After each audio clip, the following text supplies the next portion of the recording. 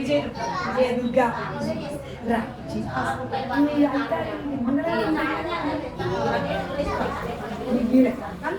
వీలైనప్పుడే రా అలా వీలైతే కదా విజయ పెట్టి అమ్మకి ఇచ్చి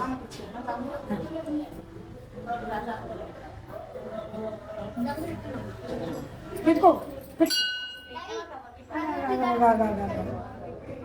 అలా లేచావు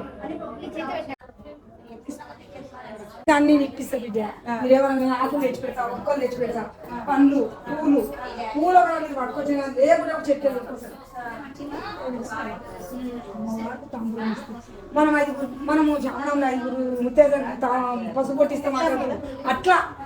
మీరు ఇస్తే సంతోషం అట్లా